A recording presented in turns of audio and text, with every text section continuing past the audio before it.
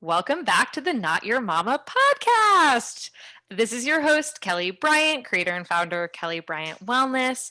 And I am joined today by Alison. Hi, Alison. Hello, how are you? I'm wonderful. So, start, Alison, by telling us your pronouns and what emoji you identify as. Emoji identify as. That's pretty tough.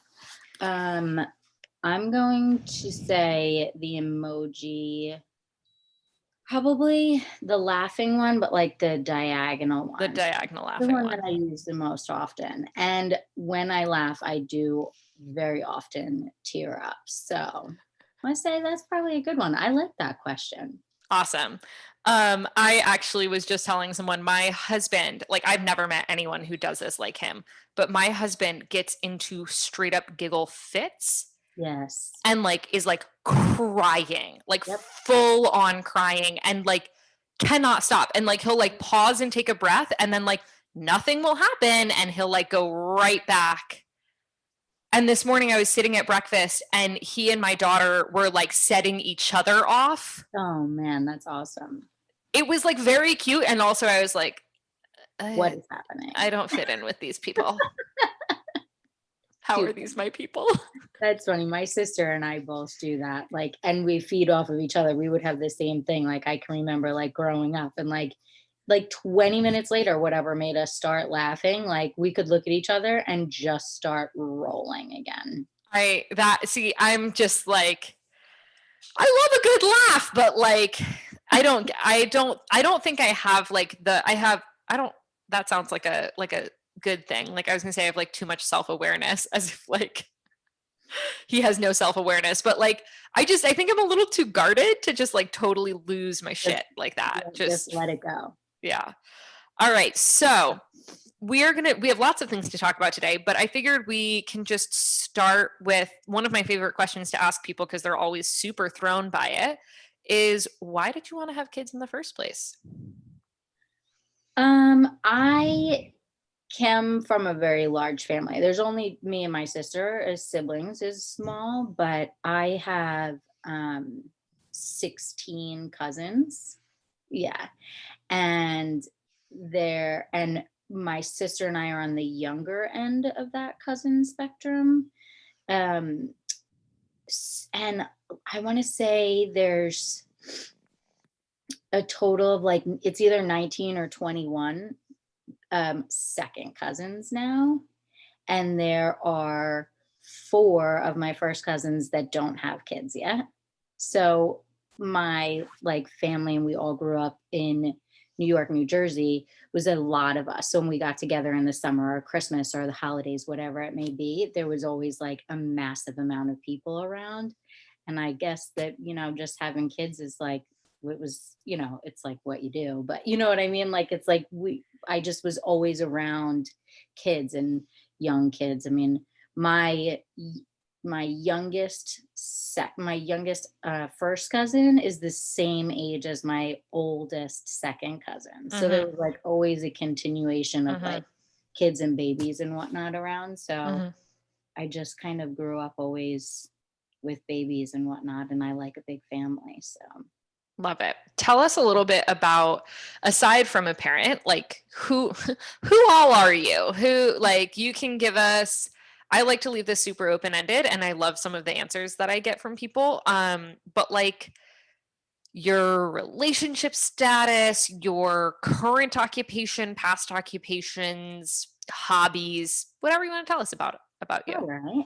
Well, I went to merchant marine school, so college. So when I graduated college, I was working on commercial container ships for several years, like Which 3 is years or such so. a badass, like, I don't know. I just like, it's one of those jobs that you forget that exists. It's not like doctor, lawyer. You're like, oh my God, that's a thing. Yes. Yeah. Yeah, it's true. So you were never in the military, just No, to like I was clarify for people who no, don't I was know. never in the military, always a civilian. So, I Mhm. mean, like a lot of people have seen, especially locally, have seen like a container that says Crowley on it or Maersk or something like Mhm. that. Any container that is on the back of a flatbed truck Mhm. goes on a container ship, and I worked on one of those, but it's Mhm. not What what I did you did. do? I was a third mate, third officer, so I stood 2 4-hour navigation watches, so, like, making sure that the ship goes where it's supposed to go. You don't actually really drive the ship. I mean, when you're getting in and out, like, into a port, you're driving it, but primarily it's on autopilot, much like a Mhm. ship, like an airplane is on Mhm. autopilot for most of it, and then they take over when you gotta land and whatnot. Um, but so 8 hours a day, I was up on the bridge of the ship, navigating the ship, going, making sure we're going where we're going and not running into anything. And then the Ideally. other the other part of the job is the safety officer, typically. I mean, every ship is a little bit different, but typically the third mate is also the safety officer. So I was in charge of inspecting all of the safety equipment, the firefighting equipment, the lifeboat equipment, all that kind of stuff on the ship. Again, one of those things that you're like, oh my God, there's a person who does that. Yes. Well, and when you're on your ship, like, people don't think about it, but when you are on the ship, you are your own fire crew. So Yeah. unless you're alongside the dock, and even when you're alongside the dock, because you're trained, Right. They're you not would going to be get as to much it help. Yeah. before Right. a fire department would. But obviously, if you're in the middle of the ocean, a fire department's not going to get to you. So you are your own fire crew on the ship. Do So you have like EMT training? we do. It's not quite as extensive as EMT training, but we have a class that in college is an entire semester Huh. long of basic safety training. And then we have another one that follows up on that called advanced firefighting. And so twice while you're in college, you go to fire school and you like actually fight fires, much like the firemen do. Like the school that we went to was a school that local firemen always went to also. It wasn't like it was just based for ship handling, but they gear it towards ship handling because we have a lot of combustibles on board, whereas like on a Mm. like typical A house fire, house, it's right? not Yeah. necessarily going to be fuel that's exploding or like a major grease fire in the galley of the ship. I mean, obviously that could happen in a restaurant, but it's not your typical house fire kind of thing. So, Wild. and then there's like a little bit of medical involved in some of that, but it's very, very basic. You're I assume primarily they have a doctor. They have doctors and there's stuff. no, there isn't a doctor on the ship. No, there's a medical person in charge, and that person has a little bit more medical experience than everybody else. Like you have to know how to A give. little more. Yeah, I mean, I'm telling you, it's not really a very comforting feeling. Trust me. I took the class and I was like, this is all that the person knows on board. Like, you just have to, we have like a 24/7 hotline essentially that you call and like, the questions to ask and like some of the bigger things for like a stroke and a heart attack and heat exhaustion and that kind of stuff like, and there's a slew of medication on board, but Right. I you was going to say, can't I give it. imagine. Yeah. Yes, you can't give it until you call this hotline essentially, and you go through the whole list with the doctor, and then the doctor's like, okay, this is what it sounds like. And in rare cases, you will get detoured and have a helicopter come and take you off. And in other cases, it's like, okay, next port that you get to, this person needs to go see a doctor. So this is like a random tie-in, but like what's so interesting about this is like this is a lot like stuff that happens postpartum where Yeah. like you're basically just like running through a checklist and Hmm. it's like, well, it sounds like it's probably this. Like try, you don't have a gigantic like I assume like a massive like room of medicine Yeah. because you don't use medicine for any of these things, but it's a lot like, you're as the person it's happening to, Hmm. like you're probably the best like witness as far as like, well, this is what it feels like and this is blah Hmm. blah blah. And especially like in COVID, a lot of people are not doing in-person consultations for like Right. pelvic issues, Yeah. pelvic floor stuff.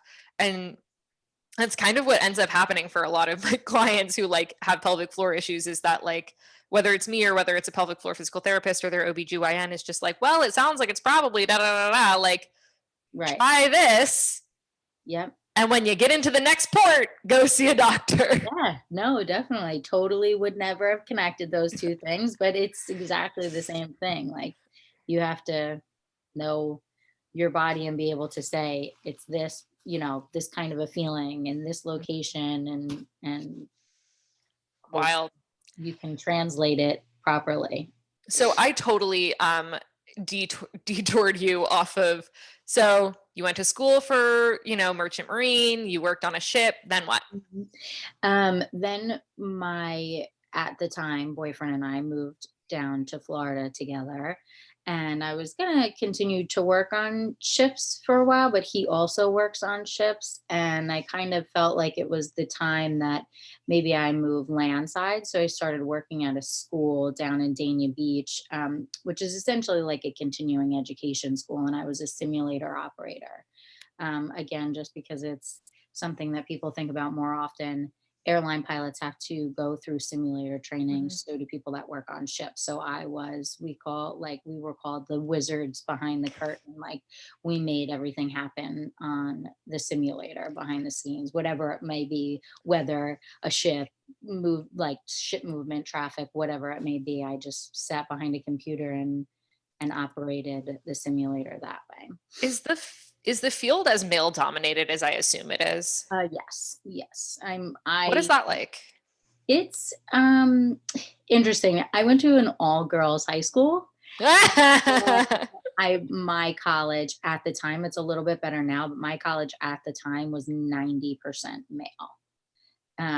And then of those few females, not many of them go to sea, actually go and work So on. they typically end up doing landside stuff like what you did after moving. Typically, yes, Got it. typically. Um, my first ship, I was on for a total of 4 months, and my first 3 months, I was the only female on board. And then the last month I was there, the chief mate that came on was a female, but it is not uncommon for you. And that ship I had, I think it was like 26 people on board. So 1 out of 26 on the ship, and it's not What is that uncommon. like? It's I got really lucky in my career. There was only one time that I like was uncomfortable, and I'm a very confident person, so it takes a lot for me to be like, "Oof," you know. But I I just want to I need to acknowledge for the listeners, just one time is too many. That's true. I only felt uncomfortable for sexual gender reasons in my employment just once. Just once. That is too Absolutely. many. Yes, I 100% agree. But in such a male dominated Yeah. field, you would think that it would, arise more. And for some women it does. But I was very lucky. And the first ship that I got on, and this could take up the entire podcast time, but the first ship that I got on was the Maersk Alabama, which everybody knows as the Captain Phillips pirate ship, Oh. the ship that got hijacked. So I got on 9 months after. Oh my God. And there was a team of 4 former Navy SEALs on board, and Where were you? um, in Africa. Okay. And So you were in the same area. yeah, the ship didn't leave. It's no longer operating, at least not through the same company and not a U.S. flagship, but it never left that area. It was like Wow. all in the Persian Gulf and along the African coast and whatnot. So I met it in Oman.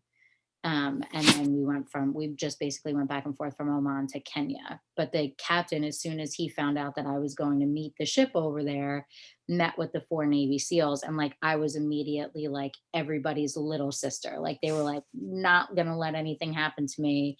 And then I had like the 4 most badass bodyguards that I never for. Like, I mean, they were all former Navy SEALs and they were all looking out for me. So my dad and I always joke that I was never in more danger and been in a more safe situation. So that was my first experience. And and I still talk to several of the guys that I worked with on that Mhm. ship. Um, I just, I just got lucky. And then another time, the time that I was uncomfortable, and it wasn't even really like any kind of a bad situation. It was just like, did send up some red flares. And you're totally isolated. It's not like you're working a 9 to 5 job. Like you don't Right. leave You don't the get to go shift. home, right? Yeah, you don't get to go home, which is, I think, was the more unsettling part of the situation, is that I was stuck there. Um, but it can be tough, and it's certainly not for everyone, male or female. Right. It's not a it's a very demanding job and Right. experience. I imagine, and I mean, I'm sure some of the reason, as in many fields, but more so a field where you leave for 4 months at a time or whatever it is, like that's why there's not a lot of women, because once you have kids, most women aren't willing to do that. Or if they are willing to do that, there's a little bit more kind of like prejudice or just like assumption that women don't want to do that. And so the jobs don't become apparent. I would love if you could walk us from how did you end up, how did you go from there out at sea 4 months at a time? You transferred. uh, I was going to say stateside, land side. I'm Yeah. trying to get my lingo right. Land side. Where are we at now? Now I am a stay-at-home mom, and I've never been happier. I never expected myself to be a stay-at-home mom. I always knew that I wanted to be a mom, but my mom was a stay-at-home mom, so it wasn't something that was like, oh, moms don't stay home. I just never really expected to be a stay-at-home mom.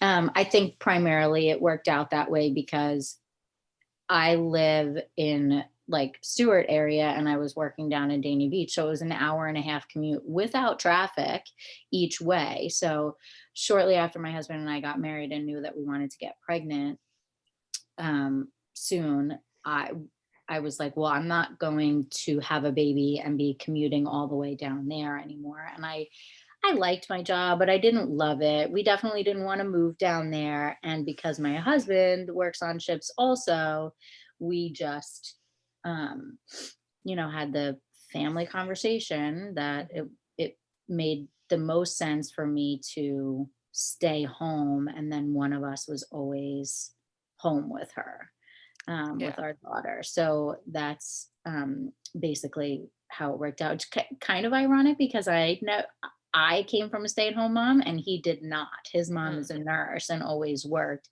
and his mom and his dad both worked shifts when he was younger. So mm, like a lot of times it was his mom during the day and his dad during the night, or vice versa, whatever it may mhm. be. So it's kind of interesting that, and I, by no means did he push me. I don't mean to say that, but he was very much like, yes, I think that this is probably what's best for us as a family unit, Mhm. for you to be home.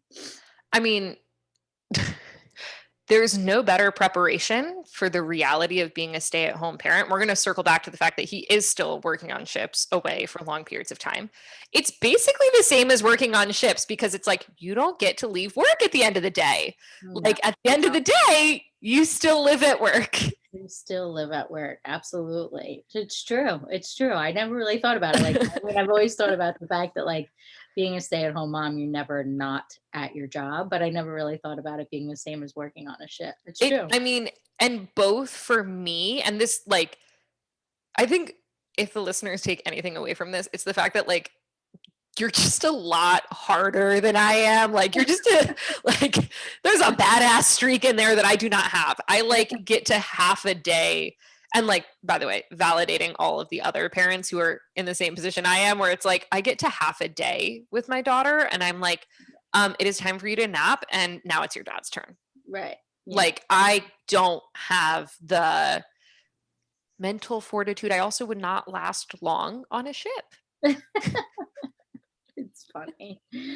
Oh goodness. So you guys decided, we know we want to have kids. You decided to quit your job. You got pregnant pretty quickly. Yes, yeah, very quickly. And then it just, I was just home, and we had talked about, maybe I would go back at some point or do something part-time if I wanted to. Like it wasn't that I had to be home all day every day. Um, but it just kind of fell into, that was the rotation, that was how it worked for us. That was the routine, and I honestly wouldn't change it. I love it. I love being home. Don't get me wrong, there are the tough days that I'm like, all right, I just want to leave. but I can't.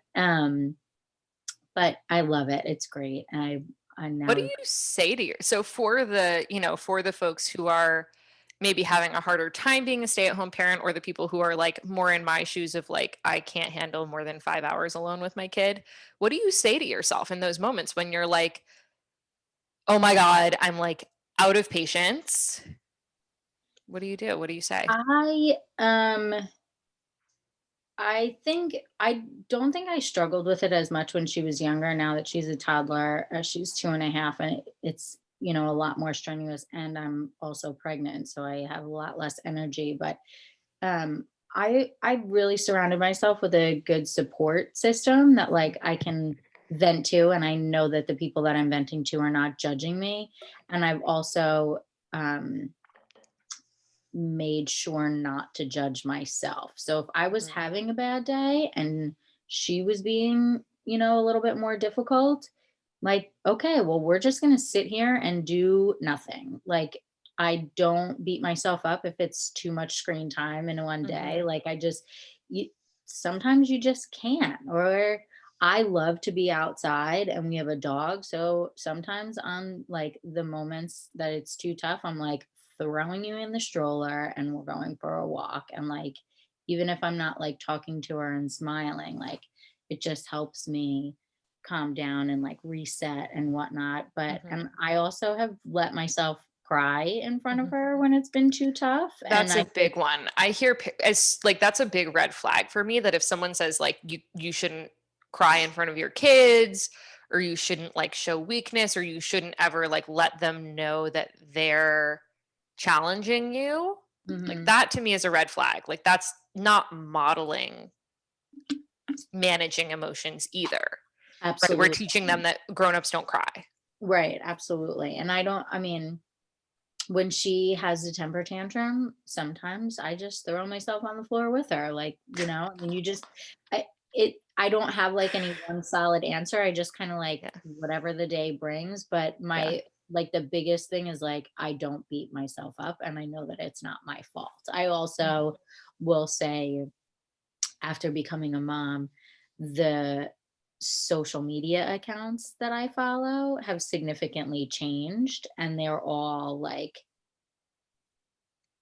driven towards ones that are supportive. Like, Mhm. um, sorry, Are we gonna have company? I don't know, hopefully not. But she like just ones that it's like, hey, this is okay. And if this happens, it just, being a mom is not easy. And when it's your first one, you know nothing. No matter Right. what your experience was previously. I had all sorts of babies around me my whole life, and I was a babysitter and whatnot, but you are never prepared for when it is your own kid. Yeah, for sure. What walk us through your birth story. So my husband being gone, he was gone for like 2.5 months probably. Came home 6 days before her due date, and my water broke that night. And So my he had not taken like a birth class or anything. no, Had you? no, I did. I took two different birth classes. I took one at the hospital and I took one at the birth center.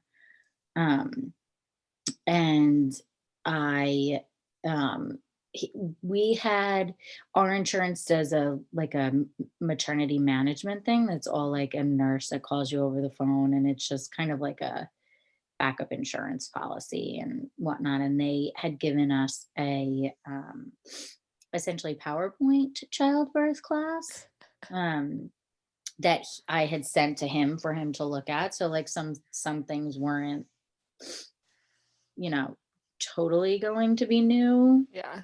the day of.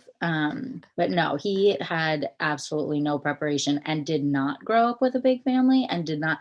The first baby he ever held was ours. So he was a little bit shocked that night that he came home when my water broke. He's like, "Do I have 10 minutes?" I was like, "No, you don't have 10 minutes. We're going to the hospital now." Do I have 10 minutes? What is he going to Yes, do? Pull out the PowerPoint? yeah, I need to seriously. review. Hold on. Seriously. So he had gotten home that night and my water broke in the middle of the night, like 1 o'clock in the morning. And then I was in labor for just shy of 24 hours. She was born the So next you day. had no, you had no contractions before your water broke. No Did you contraction. have contractions when your water broke? Um, yes, but not that I really felt. They were Not very like regular right. or So when strong. I got to the hospital and they confirmed that yes, indeed, my water had broke, and they had hooked me up to the monitors and everything, they said, "Oh, and you're having contractions." And I was like, "Oh, I don't really feel anything, you know." Hmm. And if I like really focused, I could feel something. But I had, and I didn't have a lot of Braxton Hicks during my Mhm. pregnancy, but I had had some, so I knew like that's what it was supposed to feel like. But I didn't have that happening in Hmm. the hospital. And because my water broke, they're worried about Time. infection Right. and timing. So the clock Yeah. starts, you know? For folks listening, this is a really good question to ask your provider ahead of time. It's different policies at different hospitals and with different doctors. Some doctors and hospitals are more comfortable with saying, we're going to examine as little as possible to avoid introducing any bacteria. The concern is that once the water has broken, that's the protective bubble around the baby. So once the water is broken, every time they like stick fingers up there to do a cervical exam, like there's the potential of introducing bacteria that can go into the uterus and affect the baby. So they want, I mean, the rule used to be a strict 24-hour clock. Now it varies. Some places are still on a strict 24-hour clock. Some are like, we'll let you go as long as you want to go. You have to be in the hospital, you have to be monitored, but as long as like we're not seeing a fever or other signs of infection and no one is touching anything, they'll let you go longer. And some people technically have the 24-hour policy and will kind of like look the other way. Yeah, no, definitely. That's a good note. Good question to ask your provider because Mhm. it was, where I joke, my girlfriend gave birth about a month ago now. And as she was getting farther along, she was like, I have to make a birth plan. I was like, mentally, I'm like, don't put it on paper and laminate it and like write it in stone because, I'm like, do your homework, figure out things that you do and don't want to do, or questions that you should and shouldn't ask. But I'm like, it That, is not going to happen. You will be one in a million if it happens yeah. exactly the way you want it to. It's just, the that's not best the likely. like the best version, I should talk to someone who like actually like helps people create quote unquote birth plans, a better expert than me on this. But in my opinion, a birth plan is an intention that should be shared with your birth partner Mhm. and shared with your provider in the context of like asking questions and understanding what their policies are, because unfortunately, like, this is evidence-based fact, like the greatest determining factor in your birth outcomes is first your provider, second your birthplace, Mhm. third your plan, anything about you. The Right. biggest thing that determines, like, are you going to have a C-section? Are you going to, be encouraged to have an epidural? Are you going to have an episiotomy? Like, these things are determined by the provider.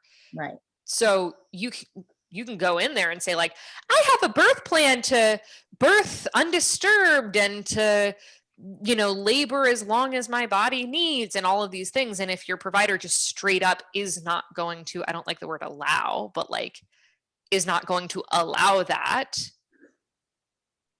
then it's not going to happen. And you need to know that before you like write it on paper, marry it, and like eh, tell every single person like. Yes, absolutely. 100% So agree you with. got put on this clock. Did you know that this clock existed before you did a birth No, class? No. yeah, I mean, not really. Like you said, I had heard of the 24-hour rule. Mhm. I did not ask my provider about that. I didn't um I didn't expect it to go. Expect is not the word that I'm really looking for, but I was not hoping for it to go the way that it did, but my water broke and I was not dilated. Like I might have been a half a centimeter. And they did. They gave me some time, and I don't remember exactly because when you're in the moment, you don't remember anything. But it was several hours that they gave me to be, essentially undisturbed. Mhm. Um, but I still wasn't progressing. So then they gave me Pitocin, which was like one of the things that I did not want. Like I wanted a They didn't natural. give you anything else to dilate you prior to Pitocin. No, and That's because of unusual. because my water broke, though, they can't do Cervidil because Right, that right. is an internal thing and that they're worried about There you infection go. on. So, and again, goes back to every hospital is going to be equipped with different things. Every doctor is going to be willing to do, different things. It's not like Pitocin was the only option. It Mhm. was just the only option that I was really Given. a candidate for and given. So some Because of other my provider at the options hospital. are under the advice of a like medicinal herbal specialist, like blue and black cohosh, nipple stimulation, not sex with penetration, because again, you don't want anything going in there, Yeah. but like intimacy in general is like thought to kind of bring on contractions. Um, I would argue, darling, that you were not undisturbed if you were on monitors, because I that was gonna say that. often, That's why I said virtually yeah, that undisturbed. often, one, there's the subconscious knowledge that like if these monitors go like you're going to have 17 nurses run into the room, and also just the fact that like it's not, It's I don't not like the word natural because I'm not referring to like natural birth. I'm it's saying like not it's just comfortable. not your innate Yeah, natural state. right. Absolutely. No, and that's why I said virtually Yeah. undisturbed because I did have monitors on and Yeah. whatnot. Um, so Pitocin came along and bam, there were my contractions. And for several hours, I mean, they were just progressively getting stronger and stronger and stronger. And I was like, I can Were do you this. dilating? No. Jesus. I was dilating, but not nearly quickly enough. And they had already Quickly started. enough for their measurements. Exactly. Exactly. Um, so, I mean, I'm going to say I was roughly, let me think about this for a second. 1 o'clock in the morning. It was probably 2 o'clock in the afternoon now. So we're going on like 12 hours. Whew! And how much of that was on Pitocin? The majority of it. Oh my God. Yeah, I wanna say that I didn't have Pitocin for, like, the first, like, 3 to 4 hours. I was so the practice that I was with when I first got there, the midwife was on call, and it happened to be the midwife that I, like, totally clicked with, and I was like, "Yes, this is happening." And then it didn't, and she got off at 7, and I wanna say shortly thereafter, it was one of the doctors that was on call, and shortly thereafter, like, everything really started to progress that I had to I just and also my water broke. We didn't go to sleep until 11 o'clock at night, and my water broke at 1 o'clock in the morning. So Yeah. You got I like no sleep. the Pitocin contractions, which if you haven't experienced them, are like out of this world. And not to scare anybody, but they are not fun. Um, and I wasn't really dilating, but I got to this point, and my husband was like, having not had any childbirth classes, and like I was trying to help him help me, but that's not really an easy situation.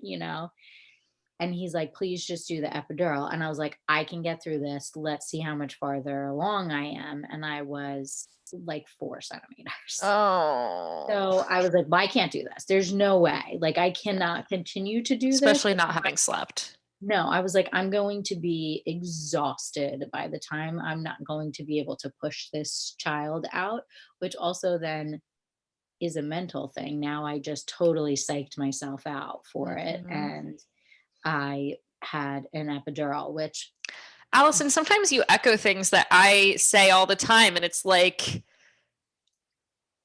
you're in my brain. Oh, well, I feel that way about you sometimes too. So, but I mean, it's true. Like thinking about it after the fact, I'm like, Once you're I thinking, I am want not going to be able to do this, I'm not going to that. be able to get past the pushing stage. Exactly. I'm like, then, like it was, you would have made it harder on yourself. You would have been able to do that because that's what our bodies, were meant for.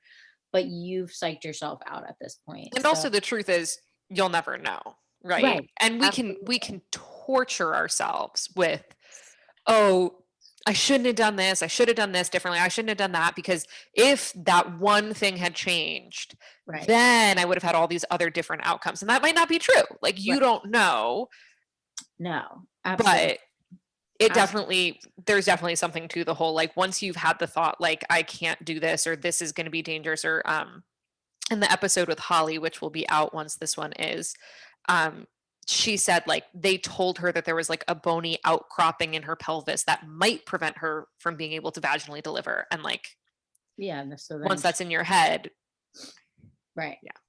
Yeah. So you went for that epidural. I went for the epidural. I got some sleep, uncomfortable, but sleep. I got some sleep. And then, um, they came along and checked me again, and I was getting closer, but I still wasn't 10 centimeters. And was basically reaching that 24-hour mark. And again, going back to the mental thing, then I remember hearing, and it wasn't said to me, but I remember hearing, um, they can change the dosage of the Pitocin. And I guess I was at whatever the max was that they were comfortable with giving me. And they said, well, if she doesn't start to progress further, like we might need to get an OR ready for a C-section. So And I someone said remember, that in your presence to someone else. but not to me. Right. So I remember that. And I remember looking at my husband and I was like, this is not happening. So then flips the mental switch back. And I'm like, all right, here we go. And then all of a sudden I was ready and I was pushing, and pushing came, it was not Did easy. you have enough epidural that you could not feel an urge to push, or did you feel that you did not feel an urge to Didn't push? feel the Okay, urge so to they push. told you you're 10 centimeters push. Yes, they were like, they're like, your body is ready. We can wait a few more minutes for you to be ready, but like the time is now. Um, and I did, like, I was like, all right, let me just like mentally prepare myself, Yeah. like get in a little bit of a better Do you have comfortable. any idea what this is super technical. Do you know if they were judging that based on dilation or station, or why they were I judging that you were believe that it ready? was the dilation and And the station. strength. Yeah, exactly. Yeah, Um, so station, for anyone who's listening, station is like the baby's head position relative to your pelvis. So kind of the more recent um recommendation is that if a birthing person has an epidural and can't feel a biological urge to push, that that you wait until the baby has descended to a certain amount. And that's just because knowing enough of your birth story, I know where we're going. Go ahead. so I was pushing, and I had a really tough time pushing. And when we had first gotten into the hospital, they ask you some of the birth plan type questions. And one of them was asking me if I wanted a mirror. And I was like, I don't really need that. Like, no, no, don't need that. And so my daughter was born at midnight. So this is the wee hours of the morning of like 11 o'clock, because I was pushing for roughly an hour. Um, the one nurse at one point, she's like, push here, and kept trying to like, because I couldn't feel, and I didn't it that's the hard part about an epidural and the level that you have. You can't really tell. I mean, you can be pushing all you want, but what are you pushing? You Right. don't really, you don't really know unless you're totally in tune with your body and like can feel things. It's much more difficult to push properly. And then she said to the other nurse, she was like, go get a mirror. And she Mhm. brought in a mirror. And then she was like, push now. And then I could see what I was pushing and how it was working. And then, I mean, I think it was like 3 sets of contractions after I had the mirror. And they were like, okay, stop. because they had to wait for the doctor to get in. And I was like, they're like, don't push for this set of contractions. And I was like, I'm not pushing. I'm not pushing. I'm just laying here, right? Like just laying here. Like one of the CNA had one leg and my husband had the other leg, and they weren't like holding me super tight at that point because they didn't want me to be pushing. But the doctor didn't make it in before my daughter made it out. So who caught her? The nurse. Nurse. Yeah. So, I mean, she made moments later because she walked in and she was like, "What happened?" And I was like, "I wasn't pushing." Like, You're like, it wasn't me. it wasn't me. It's not my fault. But yeah, that was the end of that. And I did have um, a 4-degree tear, which is pretty extreme. What could you I see as you were? I don't think I've ever asked this of anyone who had a mirror while they were pushing. Could you see that happening? No, but I don't know that I was focused on that. I didn't see that happening. I do Okay. remember Because that seeing would scare the shit out of me if I saw it and I you're yeah, like, I do remember seeing some blood, but mhm, I which didn't is normal. yes, and I kind of thought that it might have just been like as she was coming out. Mhm, I primarily was focused on like laser focused on her head, mhm, and that like when I pushed it came out, and then like you take the breath and then you push mhm, again, and it always retracts a little bit and comes back, and that mhm. I was just laser focused on her head. So I don't know that I probably could have or did see that, but I don't think that it was in my conscious at that point that Right. that's what was happening to me. I What did, I'm however. curious about actually, and this is one of those things that's like not super clear in the evidence, but like it's very common practice in like more of like the unmedicated childbirth world to like really manage the end of pushing and Yes. encourage people to kind of like not push as hard, not push as fast, really push less so that that stretch, that last little bit happens Yeah. as slowly as possible to Right. prevent tearing. I'm curious if like you figured it out way too fast. I think that might be the case. Like it was just now it's happening and I can see it and bam, there we go.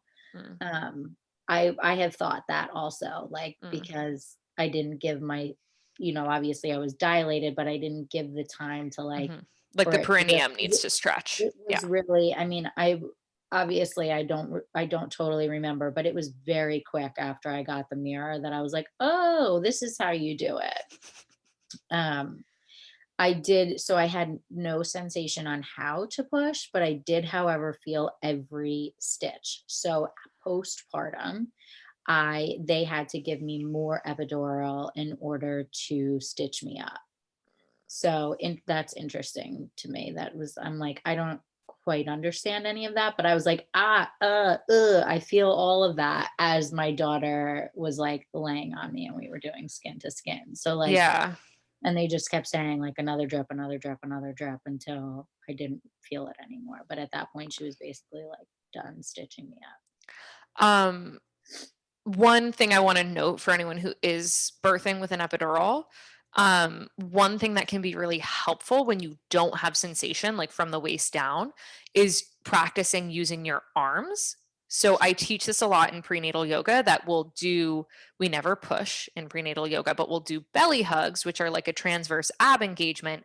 And I'll have people hold their knees like you're in a squat position, like a deep yoga squat, and like hold their knees and work their back with their core because Mhm. often, I mean, you can't do like usually when you have an epidural, you can't like get up and squat or like move into a different position or anything, or but you can hold your own knees and like work your back muscles. And if you've like queued up that connection of like the shoulders pulling back and wrapping the core in, then your transverse abs can help with pushing. Right. So that's just one tip for anyone who is planning to birth with an epidural or is like on the fence, not sure, gonna just go with the flow. That's one way. You can also ask if you have a cooperative nurse to like give you something to pull against. I was going to say some hospitals have the squat bars, which Mm-hmm. they will depending on what is happening, Mhm. honestly, but they will allow you to use a squat bar Right. with an epidural because you're still totally Yeah. supported and Right. whatnot. Right. Um, and that's also something like if you have a doula or, a birth partner who is not at sea, Yeah. Who that's does go something through a that you birth? can like practice ahead of time, learn, etc. So recovery, what did that look like? I felt like it was pretty easy. I know That's people that saying something have, for a fourth degree tear. yes, I know people that have had no tear or not as much of a tear that um, felt it was much more difficult for them to sit and get comfortable. I didn't feel that way, like getting from a laying position to sitting up, like to the edge of the bed and whatnot, was not comfortable, but I didn't feel like it was super painful in the hospital. By the time I got home, I pretty much felt normal. Wow. Not normal, but like it was not super painful. I had This again, you are just like one hard ass bitch. Like you are just I appreciate that. I girl, I I did. had no tearing and I was like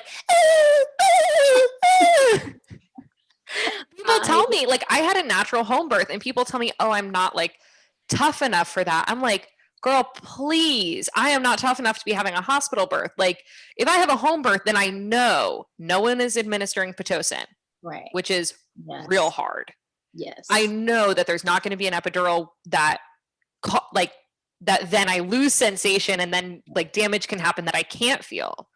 Like I actually think, and of course, like there's no gold stars. You birth how you birth, but like Absolutely. I actually think a home birth or a birth center birth, like a where there's no medical options, are actually less painful ultimately, like Ultimately. in totality. You Right. can, of course, still have tearing without an epidural. That's not like Yes.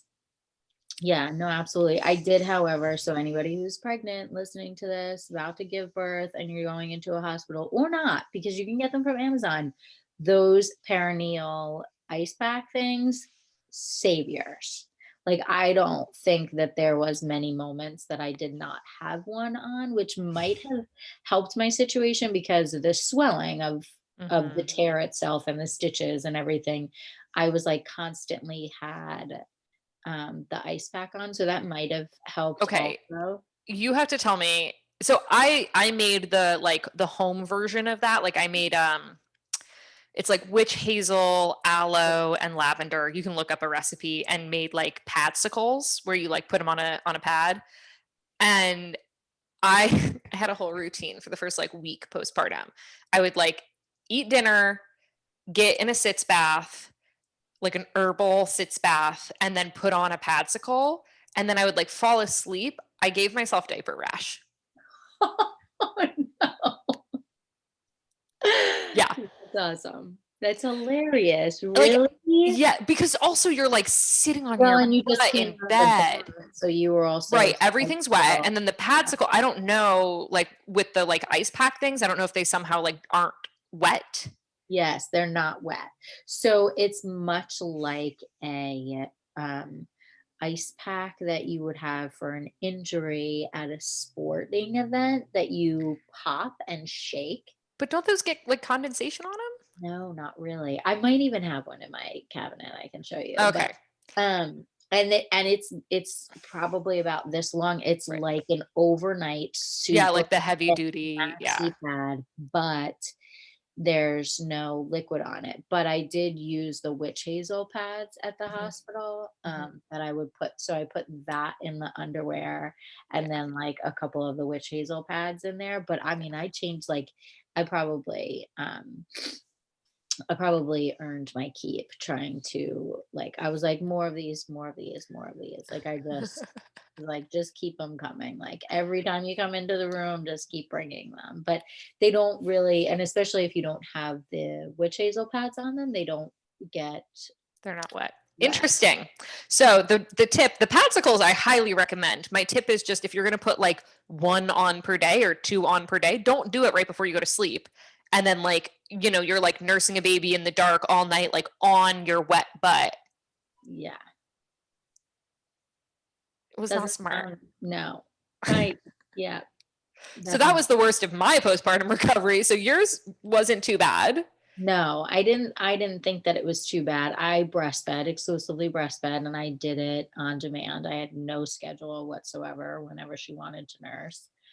Um, we did, which was definitely by on demand. It was very demanding, but I do also feel like that helped me recover. I didn't have as much pain down there. I didn't bleed. I didn't Huh. like, I wasn't, so my husband came home that night that my water broke. The next day I was planning to go get a couple of things like the pads and whatnot Mm-hmm. for postpartum. I didn't have that opportunity because I went straight to the hospital. So my sister went. I think I used like maybe 4 pads out of the 2 Wow. packages that she gave me. So I really didn't have much bleeding. Wow. Um, and then I didn't really feel, because I was exclusively breastfeeding, I didn't get my period until I think she was 7 months old when I got my first one. And that is when I started to feel some of the things that were going on internally, such as my organ prolapse. Every time I got my period, I had such pressure, and I remember going to the doctor and being like, what is this? Like, is this just what happens now that I've had a kid? Is it because things haven't healed down there properly? Um, and then she was like, oh, no, you have organ prolapse. And I was like, oh, this is Do you awesome. know specifically what type you had? I don't know. I know that I have it written down somewhere. But I don't know exactly what type it was. But I remember her saying, "Oh, and you'd be a great candidate for pelvic floor PT." So that is, I started to look into pelvic floor PT. But now my daughter was born in July, and that was a new year, and I hadn't touched my deductible yet. And pelvic floor PT was financially not. Do you know what it was going to cost out of pocket? Like a couple $100 a session, right? Something Yeah, like I want to that. say it was close to $200 per Yeah. session.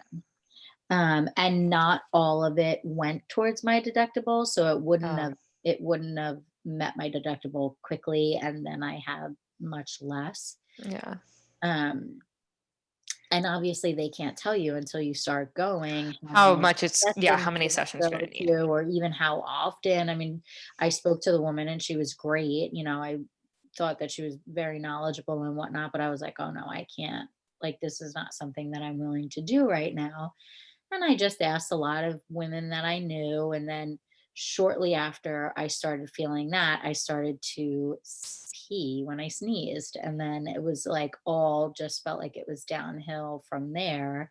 And I know, because you've said this a bazillion times, I was like, this is not normal. I refuse to accept this. Like, no. But everybody was telling me, like, this is just Because what. Allison's a hard bitch. I was like, no, I refuse to accept that I'm going to pee myself for the rest of my life while I'm in my mid 30s. Like, I was like, this is not happening. Like, no.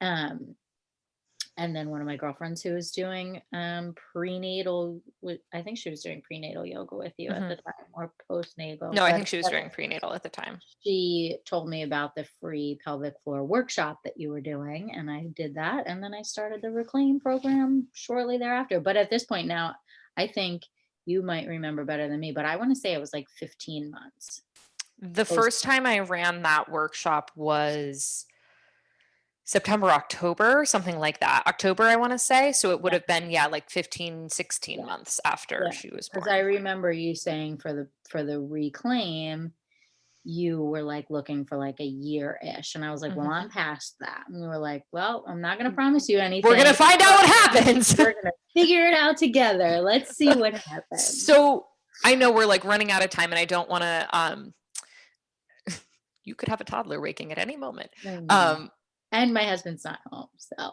of course not. What what do you feel like out of, like, you did Reclaim, everything's amazing, obviously, but obviously. out of that, what did you feel like made the biggest difference? Because to like cut to the chase, you don't have symptoms of pelvic organ prolapse anymore. Right, absolutely. I think like in Reclaim, what do I think like Or in life, if it was something that you did Sure. outside of. Um, I honestly, the all of the daily homework, like the Kegels and the bear hugs and diaphragmatic breathing, Mhm. the posture, like those things, I feel like, and maybe because it was the things that we were doing every single day. I mean, I'm out of Reclaim how long now? Almost 2 years. Well, no, No, this is almost a a year. year, almost a year. Like, I still stand at my dish, like while I'm doing my dishes, and I'm like, oh, fix your posture. Or while I'm sitting and playing with Paige, I'm still doing like diaphragmatic breathing or laying in bed. And so maybe it's because it was the everyday things that it Mhm. created the habit. But I do feel like that was, This is what I tell people, like, about, it's like the the good news for anyone listening who's like, I literally do not have two pennies to rub together. I cannot join Reclaim. I mean, pelvic floor physical therapy cost wise is like way more uh, expensive. Reclaim yeah, is still money. Like, you can listen to this podcast and go back and listen to the episodes about how to do the different core breathing techniques. And if you're committed to doing them yeah, every day, you will get the same results. The yeah, problem is that you have to spend the money and like have to show up to calls and be like, I didn't do any of my homework. Like, right. that's why people actually form the habit inside of Reclaim. And that's what I tell people all the time. Like, I don't, you can join that program having like zero point 0.0 free time. I mean, you do it as a Right. full-time parent with no secondary parent at home, Yeah, yeah, and you still did, I mean, I feel like you did almost everything in the program, but yeah. anyone can find the time for the 5 minutes. Absolutely. Yeah, definitely. I mean, the daily homework, and that was something that I know, like, there were definitely workouts that I missed, or even some of the live calls or whatnot, and you just hop on and watch it on the Facebook or whatever. But it was very rare that I missed my daily, Hmm. because you can do them while you're doing Yeah. anything. Like, my daughter loved to read books, so there was a lot of times that I was just sitting on the floor with her reading books, and I was doing, some Kegels or some belly hugs or whatever Yeah. it may be. Yeah. So those are the things, but and I do truly think that those are the things that helped. I was just recently telling somebody um, that I was always like kind of like I would have considered myself always a fit person. I Mhm. never felt more fit than when I was doing Reclaim. Like, I never felt stronger. And I Mhm. do think that it's because you are totally engaged mentally Mhm. and physically with what is happening in your body and why it's Mhm. helping, which is a huge, Super. how many people do crunches that aren't really thinking about what's happening inside of their body? But when Right. you're doing something correlated in Reclaim, like, when you're walking us through it, Mhm. you're realizing, like, what is this doing inside of my body and how is it helping me either recover or Mhm. prepare? Stronger, yeah. Yeah. I think the really, what I want to echo in what you said, which is like so empowering, I think, is the idea of like, the reason it's called Reclaim is, and the reason this podcast is called Not Your Mama, is because like it is about being in touch with like the person who you are outside of being like the boob machine. Yeah. And that, like, yes, of course, it greatly contributes to your fitness to have that like internal awareness and like control over your physical body.